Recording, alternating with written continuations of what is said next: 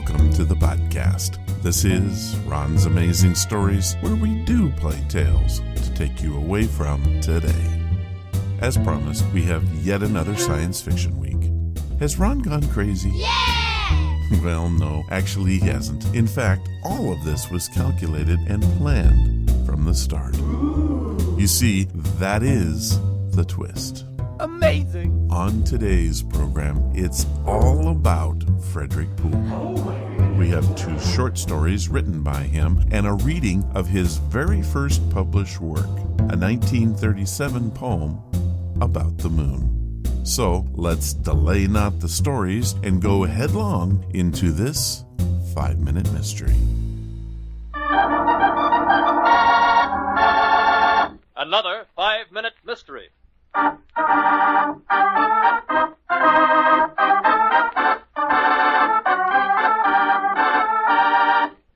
This 5-minute mystery is being brought to you by the folks at Ron's Amazing Stories, the place where dreams are made into stories or some such thing. One thing is for sure, if you want to hear a story, then come here to hear it. It only makes sense. Get it?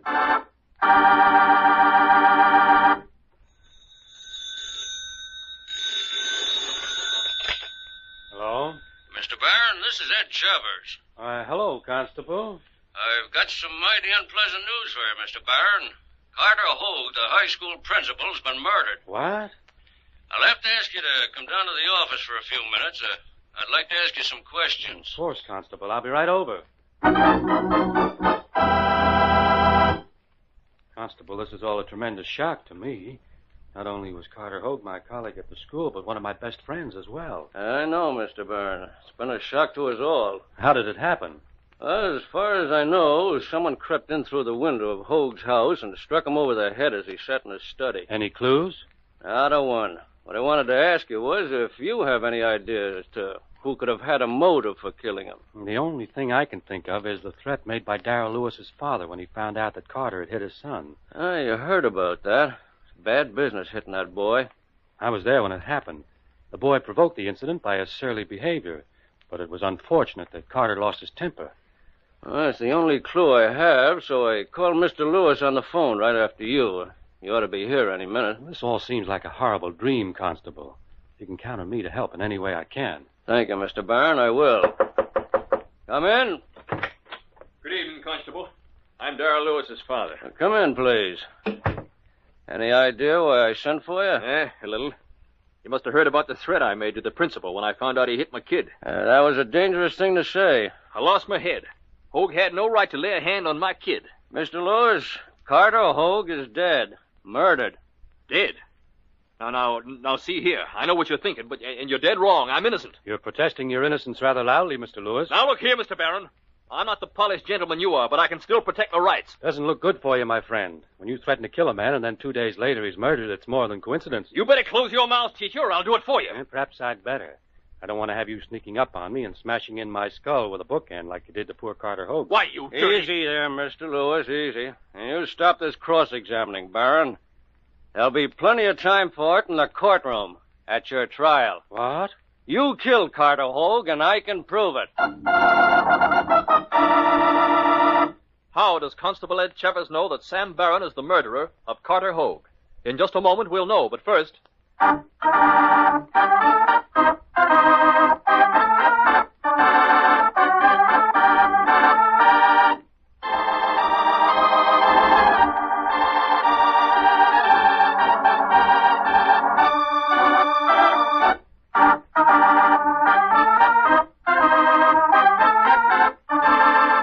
Okay, let me recap. What did our killer say or do to proclaim his guilt? I'll wager he said too much. This 5-minute mystery is being brought to you by the folks at Ron's Amazing Stories, the place where dreams are made into stories, or some such thing. Now, let's get back to our story and find out the result. And now, back to our story. Unfortunately for you, Mr. Barron, in your attempt to pin the murder on Mr. Lewis here, you became too dramatic in describing the scene and the action. How did you know that Hogue had been struck with a bookend? I didn't tell you, and you hadn't seen the body. Only the man who committed the murder could have known what the weapon was. You protested Mr. Lewis's guilt too loudly, Mr. Barron. You only proved him innocent.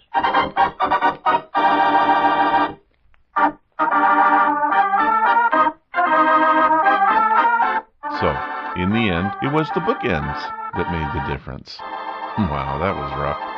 This 5-minute mystery was brought to you by the folks at Ron's Amazing Stories, the place where dreams are made into stories, or some such thing. One thing is for sure, if you want to hear a story, then come here to hear it. Get it?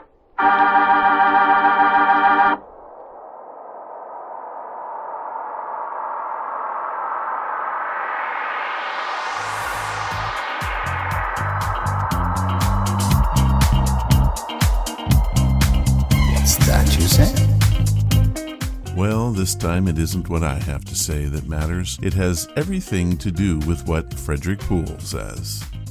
If you read this week's blog, you know that his poem Elegy to a Dead Planet, Luna, was his first published work. Here is that poem, written and published in the 1937 edition of Amazing Stories magazine. Elegy to a Dead Planet, Luna, by Frederik Pohl. Darkness descends, and the cluttering towers of cities and hamlets blink into light. The harsh, brilliant glitter of day's bustling hours gives peace to the growing effulgence of night. The moon, that pale queen of the sky, peeps wistfully down at the forms below, thinking perhaps of the eons rolled by since the life on her bosom lapsed under the snow. A dead world, cold, this satellite bleak, whose craters and valleys are airless and dry, no flicker of motion from deep pit to peak, no living thing's ego to shout, I am I.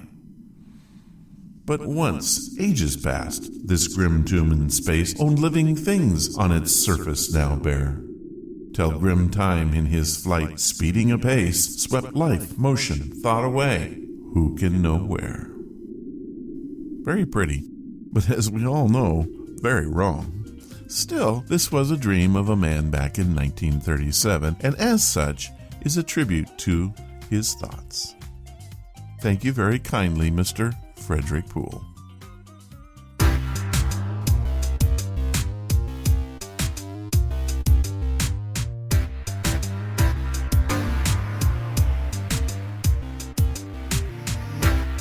On the morning of June 15th, Guy Burkhart woke up screaming. That is how our OTR story begins today. It is a classic tale which was first published under the title The Tunnel Under the World in Galaxy Science Fiction magazine, January of 1955. Its author was none other than Frederik Pohl, one of history's greatest science fiction authors. The story itself is a Groundhog's Day meets The Truman Show meets The Matrix. One thing is for sure, is all of it leads to one mind-bending plot. What you should be asking yourself as you listen is, what is reality? Our story comes from the series X-1 and is called Tunnel Under the World. It was taken from the Hugo-winning short story by Frederik Pohl. It first aired on April 14th, 1956. Countdown for blast off. X-5, 4, 3, 2, X-1, fire.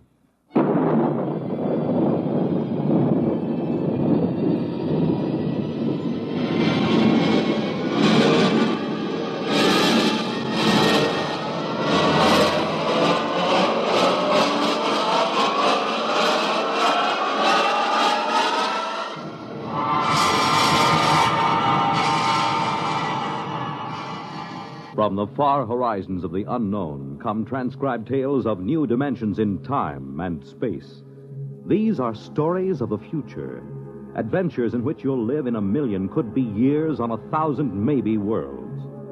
The National Broadcasting Company, in cooperation with Galaxy Science Fiction magazine, presents X minus one.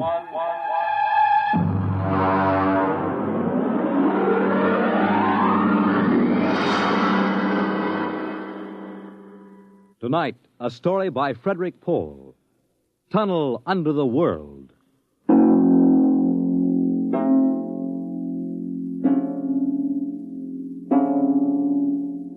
On the morning of June 15th, Guy Burkhart woke up screaming. Ah! It was more real than any dream he had ever had in his life. He could still hear and feel that sharp, metal-ripping explosion, that searing wave of heat. He sat up. Mary! Mary! Mary! Mary! Where are you? Guy, what's wrong? You're trembling. Where were you? In the kitchen cooking breakfast. What is it? I don't know, a dream, I guess. An explosion. Did you say an explosion? Yes. But that's the dream I had. What?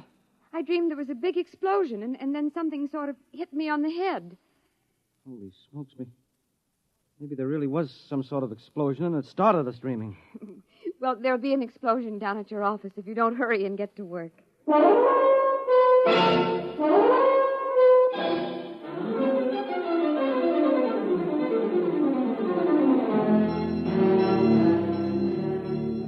Coming in on the bus, Burkhart watched to see if there was any evidence of an explosion. There wasn't. If anything, the town looked better than ever. The only thing that seemed strange to him was the fact that none of the usual crowd was on the bus. He was a little relieved when his old pal, Henry Swanson, finally got on. Excuse me. Henry! Pardon me, sir? Henry, what's the matter with you? It's me, Guy Burkhardt. Burkhardt? Sorry, I don't believe we've met. What? Henry, for Pete's sake, it's me. If you'll excuse me, this is my stop. Well, I'll be... How do you like that?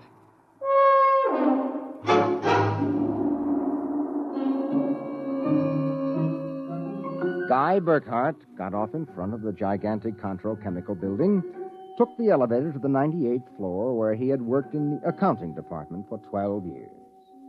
It wasn't until he was almost at his floor that he realized the speaker was not playing the usual commercials. Friends, are you happy with your present home freezer? Of course not. Well, the answer to your problems is a Fecco freezer. Fecco freezers are better freezers. Most wives would do anything for a Fecco freezer. Friends, are you happy with your present home freezer?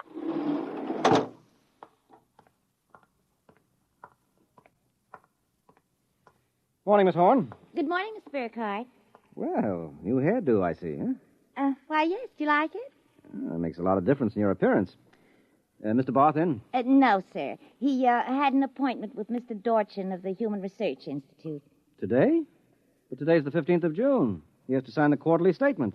He said he wouldn't be in. Huh, that's mighty peculiar. Yes, sir. Oh, by the way, Miss Horn, what the devil is a Fecco freezer? A Fecco freezer? There's some new copy on the elevator commercial. Dorchin must have landed another account. Fecco freezers. I really don't know, Mr. Burkhardt. It's a funny day. Can't quite put my finger on it, but there's something strange going on.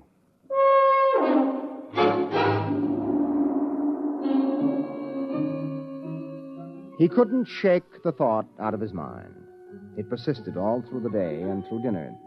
He was still brooding as he and Mary got ready for bed. Tired, dear? Oh, no. Anything wrong? I don't know. Well, I guess I'll get a good night's sleep. Coming? I think I'll sit up and read for a while.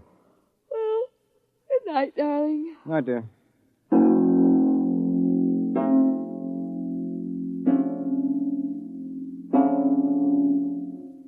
At exactly midnight, Guy Burkhart lapsed into a sudden, deep sleep. And the following morning, he woke up, screaming. Darling, what is it? What's wrong? Oh, nothing. Bad dream, I guess. Oh, you gave me such a shock. I seem to be having a lot of nightmares lately. Really? Yes, the one I had yesterday. This was the same. A big explosion and then nothing. You had a dream yesterday? Well, of course I did. You had the same sort of dream. I? Guy, you're mistaken. I don't remember dreaming. Oh, now, Mary, you told me. Guy, you're mistaken. But, Mary, you... Maybe you dreamed I had a dream. Maybe... Oh, yes, I might have done that, I suppose. Everything did seem sort of strange yesterday. Oh, that's probably it. You better get dressed, dear. Today's the 15th. That's when the quarterly statement... 15th? Yes. Well, it must have been a dream, because yesterday was the 15th.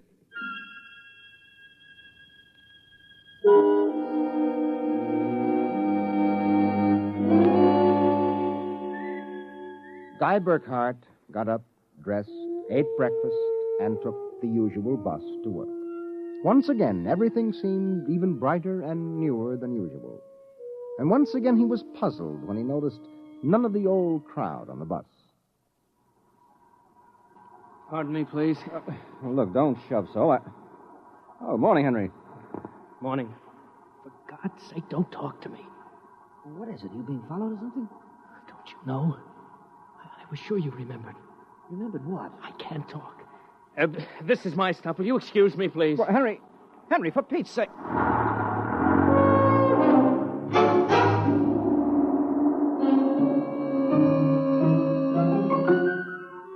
As in yesterday's dream, Guy Burkhardt got off at his stop and took the elevator to the 98th floor. The speaker in the elevator purred a new commercial this time. Marlin cigarettes. They're sanitized. Does your present cigarette make your throat feel raspy and unpleasant? Marlin cigarettes contain a miraculous new drug which actually gives you the sensation of smooth, creamy smoke. Marlin cigarettes. Marlin cigarettes. He walked down the marble corridor to his office. Good morning, Mr. Burkhart. Good morning, Miss Horn. Do you like my new hairdo?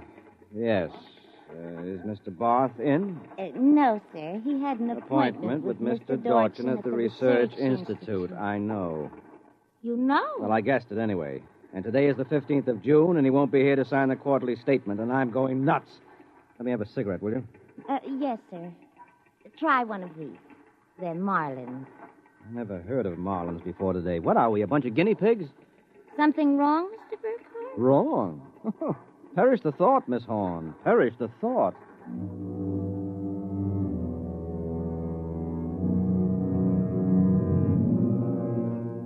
He went to his desk and stared at the mail. Before he opened it, he knew that the factory distributor's envelope contained an order for 12 new electronic computers. He knew that the Development Journal contained an article about a new method of transprinting selective brain circuits of human engineers onto the electric brain circuits of robot engineers to facilitate the operation of automatic factories. He knew that there was a complaint from Feinbeck & Sons about the Controchemical's newest household robot circuit.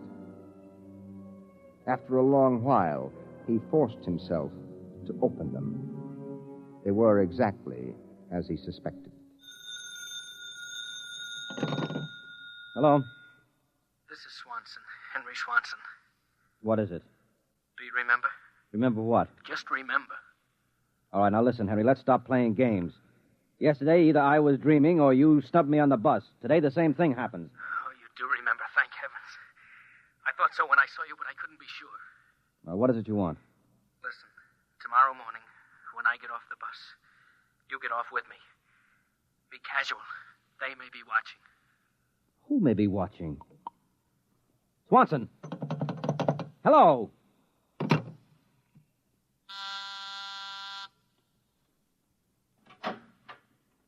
You buzzed, Mr. Burkhardt? Yes, I'm still out of cigarettes. Would you buy me a pack of Kelvins? Wouldn't you rather have Marlins? I smoke Kelvins.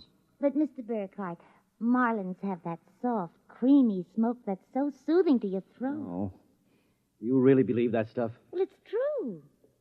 I wouldn't say this, Mr. Burkhardt, except that, well, I've gotten to know you pretty well, and I've grown to admire you so much. I see. Would you mind, Mr. Burkhardt, if I told you that for months now I've wanted to, well, just comfort you? I know how troubled you've been. Well, you've Never mentioned your feelings before, Miss Horn. April. My first name's April. Well, that's a pretty name. You see, I do have your welfare at heart. That's why when I see you smoking Kelvins and I know Marlins are so much better, won't you let me buy some of them for you, huh? Well, I suppose so. Why not? Here, bring me a carton. Oh, thank you, Mr. Burkhardt. Guy? I think you ought to go. I'll be back.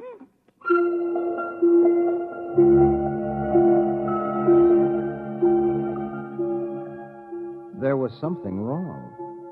Something definitely peculiar about what was happening. The call from Henry Swanson. The strange behavior of his secretary, Miss Horn. These new products, the dream.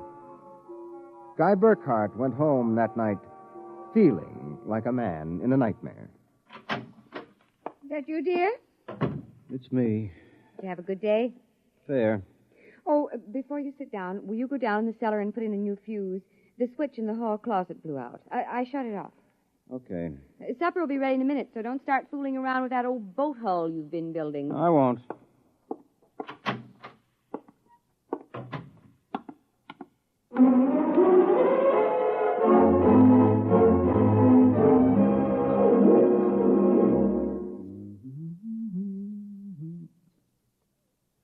Mary! Mary! What is it? Come down here. Hurry up.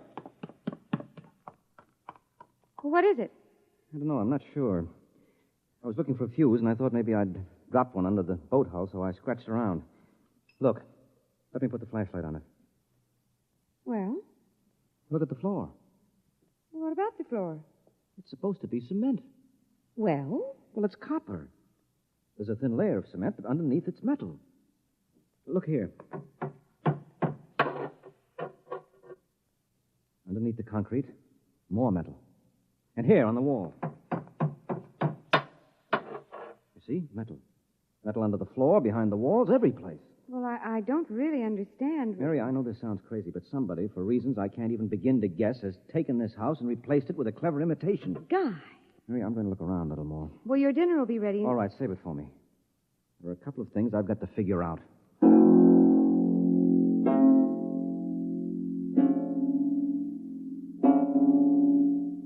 The following morning, Guy Burkhardt woke up screaming. He dragged himself into the kitchen where his wife Mary was preparing breakfast and discovered it was still June 15th. Mary, where's the morning paper? Where is it? It's outside the door, I guess. Uh-huh. June 15th. You'd better hurry, dear. Today's the day Mr. Barth fills out the quarterly tax return. Oh, no, it isn't. What? He won't be there. He'll be at a meeting with that crackpot Dorchin at the Human Research Institute. Mr. Dorchin? He'll be there. And Miss Horn will have a new hairdo, and the elevator will be selling some new product, and Swanson... What about Swanson? Swanson, he said... I wonder if it's going to be the same today, or whether... Guy, what in the world are you talking about? Huh? Nothing. Never mind. Where's my coat? You haven't had any breakfast I don't want to miss my bus. I'll see you tonight. Guy Burkhardt got on his bus. There were the same unfamiliar faces, the same unusually new-looking buildings, the same unusually bright sunshine. And on the customary corner, Henry Swanson, pale and furtive, climbed aboard. Excuse me, sir. It's quite all right. Do you remember the phone call? Yes. Oh, thank heaven. Get off at the next corner and follow me. Where are you going? There's an excavation for a building about a block down. Make sure you aren't followed. I'll go first.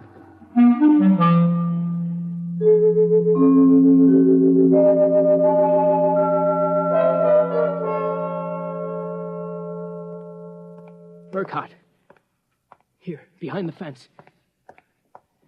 All right now, Henry, what's this all about? I'm not sure. At first I thought perhaps they were Russians. Now I'm beginning to think they're Martians. No humans could have accomplished what they've accomplished. Now, wait a minute. Start from the beginning, Henry. What's going on? Look, Burkhart, peculiar things have been happening to you, right? Yes? A lot of your friends are missing. Your house seems changed. There's something stranger than that. The date. Today is June 15th. Yet I could swear yesterday was June 15th and the day before that. You got it, friend. It's always June 15th. And you and I are the only ones who know it. But why, Henry? How? I'm not sure. I think it's some sort of mass hypnosis or something. Well, why doesn't it work for us? My wife, Mary, doesn't remember a thing. Somehow, when it happened, they missed us. We were protected from the full force of the rays or whatever they used. Burkhart, where were you on the night of the 14th, about midnight? Let me see, that was Sunday night. Yes. Yeah, I was down in the cellar under the boat I'm building. I was in my darkroom developing some pictures. This just doesn't make any sense to me. Russians, Martians. What makes you think that? I've seen them. Where? At the end of the tunnel. What tunnel? The one they built under Tylertown. A tunnel under Tylertown? Yes, that's right. It's made out of copper or some alloy. Copper? Wait a minute. I found a copper layer under my cellar floor last night. So did I. That's how I discovered it. I found a way to get in, too. It's at the bottom of this excavation. Holy mackerel. Henry, why don't we tell the police? Because we can't trust them. Even the police may be Martians in disguise. Oh, come on now. You're being melodramatic. Oh, am I? Well, you just come with me. Where? Into the tunnel. I'll show you.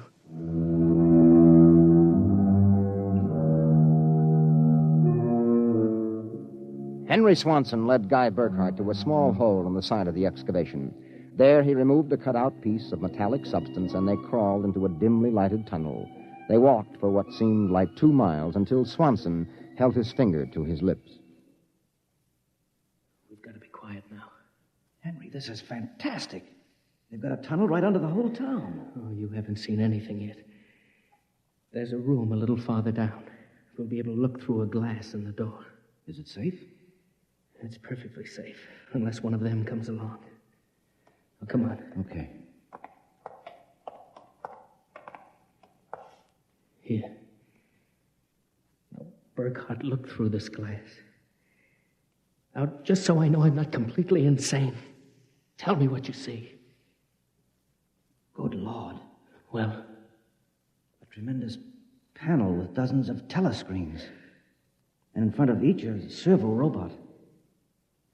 They seem to be computing something. Yes, I watched them. They're evaluating data from the screens. Have you gotten a chance to look at the data on those screens? No. I've been afraid to go in. There might be a warning circuit somewhere. Well, if we knew what those robots were working on, we could go to the authorities. I'll risk it if you will. All right, it's worth a chance. We're lost anyway. Okay. Open the door.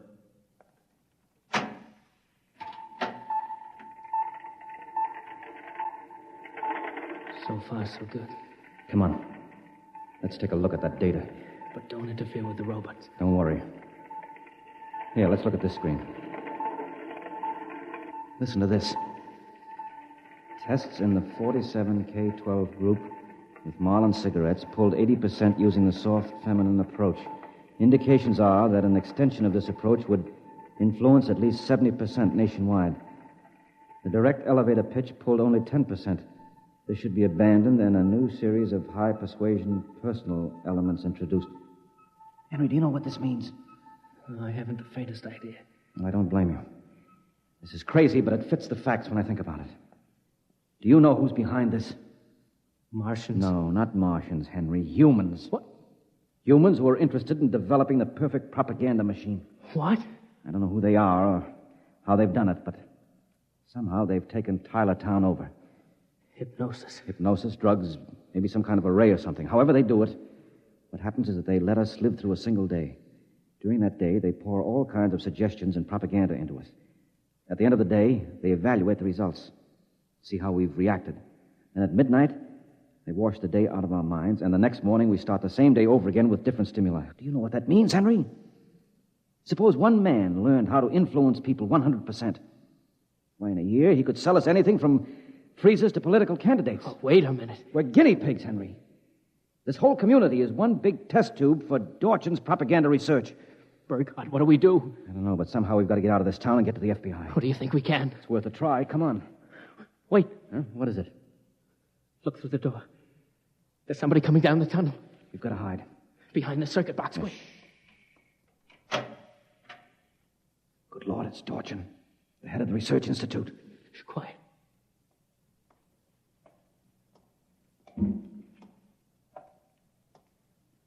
All right, Burkhardt, come out. We know you're in this room. Miss Horn has informed us that you remember.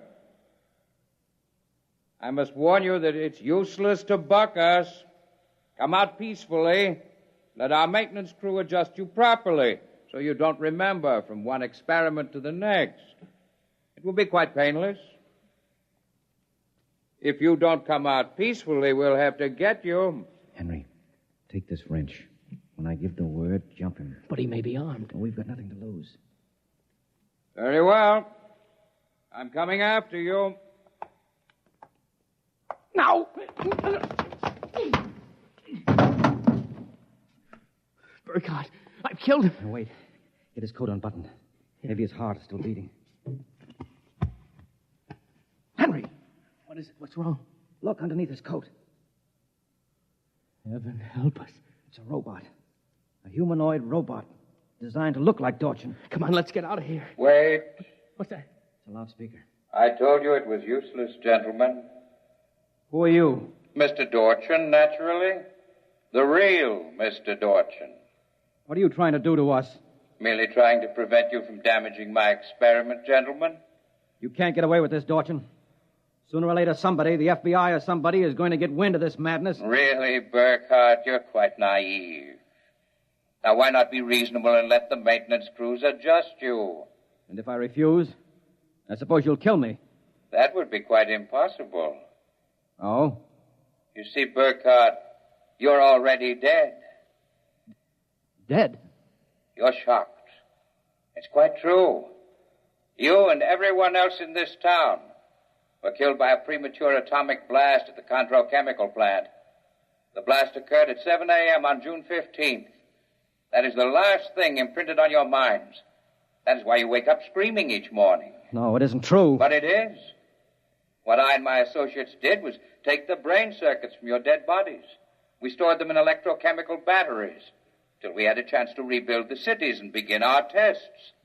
Do you think I believe a fantastic tale like that? I imagine you find it incredible. Of course, we didn't rebuild everything exactly. After all, it only has to last for a single day, June 15th. At midnight, we turn off the power and wash out the memory of the day. You and your friend Swanson, unfortunately, have defective circuits. You remember. Burkhardt, it's no use. We're trapped. Give up. No, not me. What can we do? We can make a run for it down the tunnel. Come on. It's useless, Burkhardt. Keep going. It's useless, useless, useless.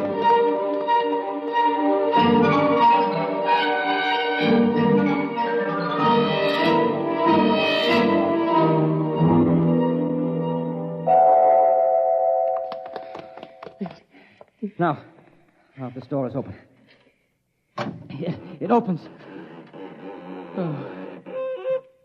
Oh, no. No, I don't believe it. Swanson, look.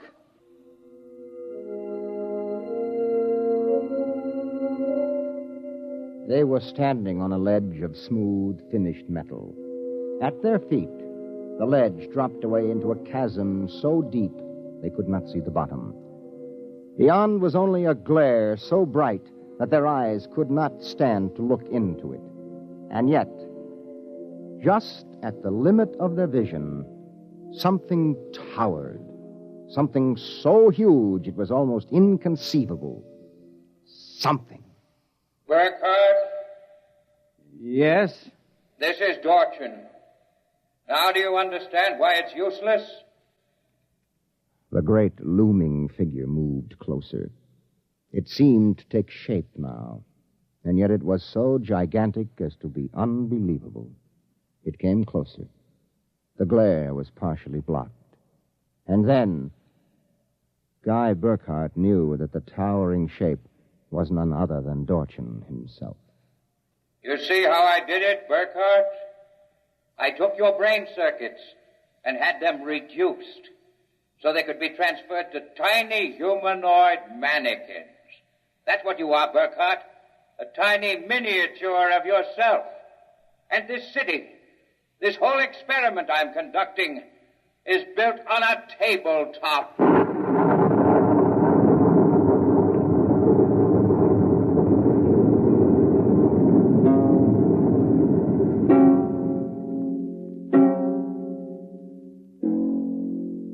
It was the morning of June 15th, and Guy Burkhardt woke up out of a dream screaming.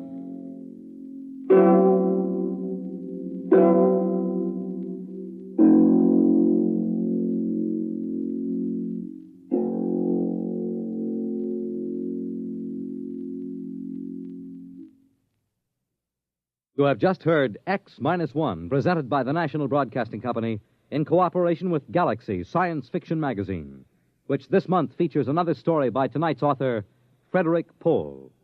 It's the second installment of his novel, Slave Ship. Your announcer, Fred Collins.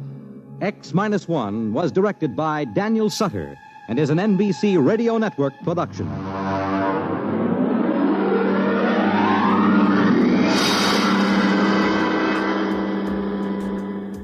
Now, as you listened, were you reminded of the Twilight Zone? This story could have easily been adapted to that series.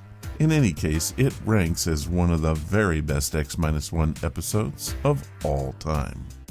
It touches on a great many of the fears and concerns of the 50s era, including the atomic bomb, consumerism, the advertising industry, electronic surveillance, and secret conspiracies. Also, to top it all off, it manages to reference both Martians and Russians, two major bad guys of the 1950s. Certainly a classic amongst OTR episodes. And now for this.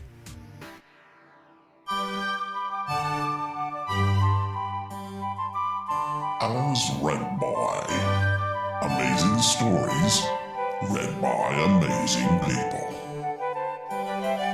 This time on As Read By, we have a short story, Pythias, written by Frederik Pohl. It comes to us from our friends at LibriVox.org and is expertly read by Greg Marguerite. Sure, Larry Connaught saved my life, but it was how he did it that forced me to murder him. I am sitting on the edge of what passes for a bed. It is made of loosely woven strips of steel, and there is no mattress, only an extra blanket of thin olive drab. It isn't comfortable, but of course they expect to make me still more uncomfortable. They expect to take me out of this precinct jail to a district prison and eventually to the death house. Sure, there will be a trial first, but that's only a formality. Not only did they catch me with the smoking gun in my hand and Connaught bubbling to death through the hole in his throat, but I admitted it. I, knowing what I was doing with, as they say, malice aforethought, deliberately shot to death Lawrence Connaught. They execute murderers, so they mean to execute me, especially because Lawrence Connaught had saved my life. Well, there are extenuating circumstances. I do not think they would convince a jury. Connaught and I were close friends for years. We lost touch during the war. We met again in Washington a few years after the war was over. We had to some extent grown apart. He had become a man with a mission. He was working very hard on something, and he did not choose to discuss his work, and there was nothing else in his life on which to form a basis for communication. And, well, I had my own life, too. It wasn't scientific research in my case. I flunked out of med school, while he went on. I'm not ashamed of it. It is nothing to be ashamed of. I simply was not able to cope with the messy business of carving corpses. I didn't like it. I didn't want to do it. And when I was forced to do it, I did it badly. So I left. Thus I have no string of degrees, but you don't need them in order to be a Senate guard. Does that sound like a terribly impressive career to you? Of course not. But I liked it. The senators are relaxed and friendly when the guards are around, and you learn wonderful things about what goes on behind the scenes of government. And a Senate guard is in a position to do favors for newspaper men who find a lead story useful, for government officials who sometimes base a whole campaign on one careless, repeated remark, and for just about anyone who would like to be in the visitors' gallery during a hot debate. Larry Connaught, for instance. I ran into him on the street one day, and we chatted for a moment, and he asked if it was possible to get him in to see the upcoming foreign relations debate. It was. I called him the next day and told him I had arranged for a pass, and he was there watching eagerly with his moist little eyes when the secretary got up to speak, and there was that sudden unexpected yell, and the handful of Central American fanatics dragged out their weapons and began to change American policy with gunpowder. You remember the story, I suppose. There were only 3 of them, 2 with guns, 1 with a hand grenade. The pistol men managed to wound 2 senators and a guard. I was right there talking to Connaught. I spotted the little fellow with the hand grenade and tackled him. I knocked him down, but the grenade went flying. Pin pulled. Seconds ticking away. I lunged for it. Larry Connaught was ahead of me. The newspaper stories made heroes out of us both. They said it was miraculous that Larry, who had fallen right on top of the grenade, had managed to get it away from himself and so placed that when it exploded no one was hurt. For it did go off, and the flying steel touched nobody. The papers mentioned that Larry had been knocked unconscious by the blast. He was unconscious, all right. He didn't come to for 6 hours, and when he woke up he spent the next whole day in a stupor. I called on him the next night. He was glad to see me. "That was a close one, Dick," he said. "Take me back to Tarawa." I said, "I guess you saved my life, Larry." "Nonsense, Dick. I just jumped. Lucky, that's all." "The papers said you were terrific. They said you moved so fast nobody could see exactly what happened." He made a deprecating gesture, but his wet little eyes were wary. "Nobody was really watching, I suppose." "I was watching," I told him flatly. He looked at me silently for a moment. "I was between you and the grenade," I said. "You didn't go past me, over me, or through me, but you were on top of the grenade." He started to shake his head. I said, "Also, Larry, you fell on the grenade. It exploded underneath you. I know, because I was almost on top of you, and it blew you clear off the floor of the gallery. Did you have a bulletproof vest on?" He cleared his throat. "Well, as a matter of—" "Cut it out, Larry. What's the answer?" He took off his glasses and rubbed his watery eyes. He grumbled, "Don't you read the papers? It went off a yard away." "Larry," I said gently, "I was there." He slumped back in his chair, staring at me. Larry Connaught was a small man, but he never looked smaller than he did in that big chair, looking at me as though I were Mr. Nemesis himself. Then he laughed. He surprised me. He sounded almost happy. He said, "Well, hell, Dick, I had to tell somebody about it sooner or later. Why not you?" I can't tell you all of what he said. I'll tell you most of it, but not the part that matters. I'll never tell that part to anybody. Larry said, "I should have known you'd remember." He smiles at me ruefully, affectionately. "Those bull sessions in the cafeterias, eh? Talking all night about everything. But you remembered." "You claimed that the human mind possessed powers of psychokinesis," I said. "You argued that just by the mind, without moving a finger or using a machine, a man could move his body anywhere instantly. You said that nothing was impossible to the mind." I felt like an absolute fool saying those things. They were ridiculous notions. Imagine a man thinking himself from one place to another. But I had been on that gallery. I licked my lips and looked to Larry Connaught for confirmation. "I was all wet," Larry laughed. "Imagine." I suppose I showed surprise, because he patted my shoulder. He said, becoming sober, "Sure, Dick, you're wrong, but you're right all the same. The mind alone can't do anything of the sort. That was just a silly kid notion. But," he went on, "but there are, well, techniques linking the mind to physical forces, simple physical forces that we all use every day, that can do it all, everything I ever thought of, and things I haven't found out yet. Fly across the ocean? In a second, Dick. Wall off an exploding bomb? Easily. You saw me do it. Oh, it's work. It takes energy. You can't escape natural law. That was what knocked me out for a whole day. But that was a hard one. It's a lot easier, for instance, to make a bullet miss its target. It's even easier to lift the cartridge out of the chamber and put it in my pocket so that the bullet can't even be fired. Want the crown jewels of England? I could get them, Dick. I asked, "Can you see the future?" He frowned. "That's silly. This isn't How about reading minds?" Larry's expression cleared. "Oh, you're remembering some of the things I said years ago. No, I can't do that either, Dick. Maybe someday, if I keep working at this thing. Well, I can't right now. There are things I can do, though, that are just as good." "Show me something you can do," I asked. He smiled. Larry was enjoying himself. I didn't begrudge it to him. He had hugged this to himself for years, from the day he found his first clue, through the decade of proving and experimenting, almost always being wrong, but always getting closer. He needed to talk about it. I think he was really glad that at last someone had found him out. He said, "Show you something. Why, let's see, Dick." He looked around the room, then winked. "See that window?" I looked. It opened with a slither of wood and a rumble of sash weights. It closed again. "The radio," said Larry.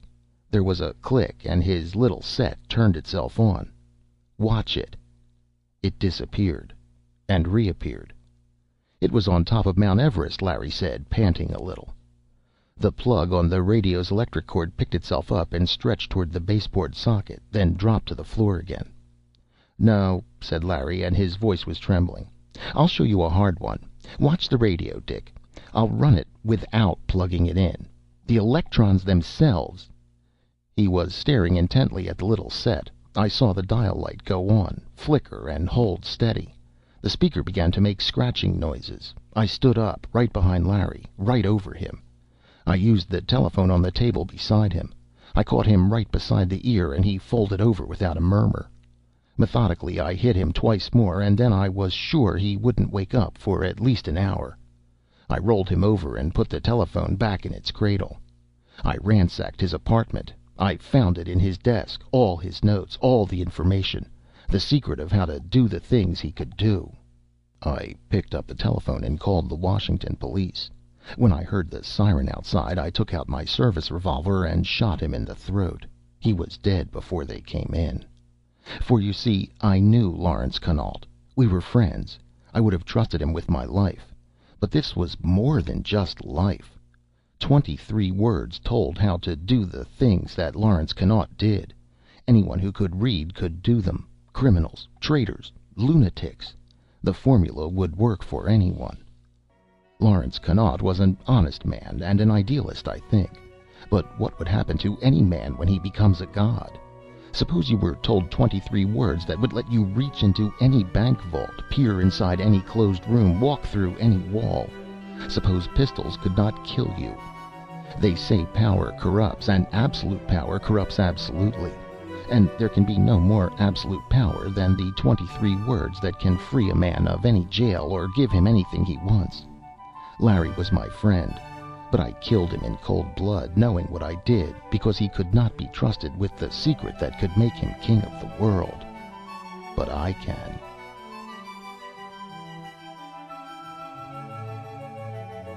So, we've had a poem and 2 short stories all written by Frederik Pohl. This doesn't even begin to scratch the surface of what the man did during his 75-year writing career. So many awards, so many accolades, and most important, so many places that he has taken our imaginations to that only he could ever think of. You know, we owe a lot to the science fiction writers of the 1950s. They opened the minds of the world, and in some cases, even the doors to new sciences and new ideas. If not for them, where would we be? Who can say? And really, who cares? We can just bask in their words and enjoy the adventures that followed. I want to thank you for listening to this very special episode. For me, it meant a lot, and I hope that you enjoyed it as much as I did. This is Bart Starr of the Green Bay Packers. Go, you Packers, go!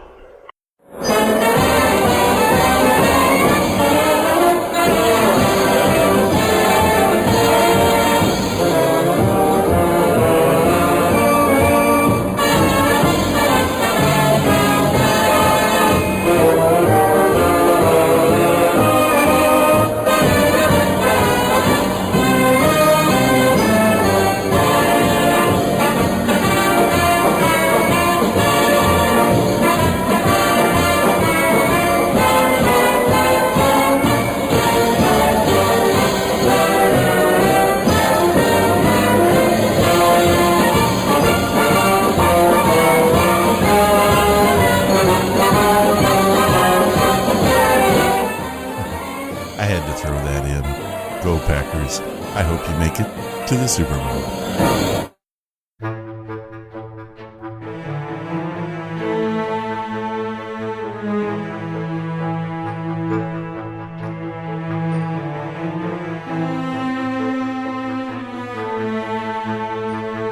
I want to thank you guys for listening this week. This was kind of a rough one to get out. The weather here has been shameful and rough. It has me run down blue and wishing for spring. It is my hope that you fare well this coming week, and I will see you next time on Ron's Amazing Stories. If you want to keep up with what's happening on the show, please follow us on Twitter, Facebook, or sign up for the weekly newsletter. All the links you're going to need and access to the blog can be found at ronsamazingstories.com. Thank you for listening, and I hope you come again to find out what are Ron's Amazing Stories. All of the vintage audio used in the podcast is believed to be in the public domain. Ron's Amazing Stories does not own the rights to any of the old-time radio used here. If you hold the rights to any of the shows played, please contact us immediately at ronsamazingstories.com.